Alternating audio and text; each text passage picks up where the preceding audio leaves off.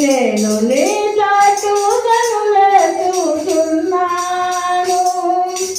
పాపము పిలా పడి ఉన్నాను, లేవనెత్తుమా ప్రభు శుద్ధి చేయుమా. పాపము పిలా పడి ఉన్నాను, లేవనెత్తుమా ప్రభు శుద్ధి చేయుమా. కరుణించుమా యేసు కాపాడుమా, నీ చాటు కనులెత్తుచున్నాను.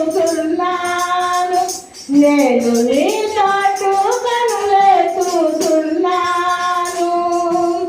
ఆకాశమందున్న తీరుడా, నీ చాటు కనులెత్తుచున్నాను. నేను నీ చాటు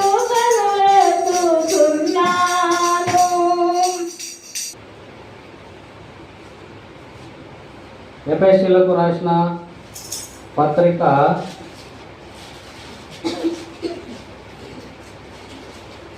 6వ అధ్యాయము. ఎఫెసీయులకు రాసిన పత్రిక 6వ అధ్యాయము 14వ వచనము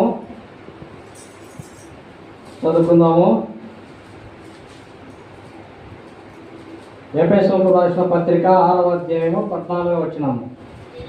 ఏలయనగా మీ నడుమునకు సత్యమును దట్టి కట్టుకొని, నీతి అను మైమరుపు తొడుక్కొని, పాదములకు సమాధాన సువార్తములైన సిద్ధ మనసు జోడ తొడుక్కొని నిలబడుడి. ఇవన్నీ గాక విశ్వాసమును డాలు పట్టుకొనుడి. దానితో మీరు దుష్టుని అగ్నిపానములన్నిటినీ ఆర్పుటకు శక్తిమంతులగుదురు. దేవుడు తన వాక్యమును దీవించి ఆశీర్వదించును గాక. దేవుని సాయం కొరకు చిన్న ప్రార్థన చేసుకుందాం. ప్రేమల తండ్రి, జీవగల నాయన, నీ ఘనమైన పాదాలకు వందనాలు, స్తోత్రాలు నాయన. ఇంతవరకు పాటల ద్వారా మీరు మహిమ పొందారు.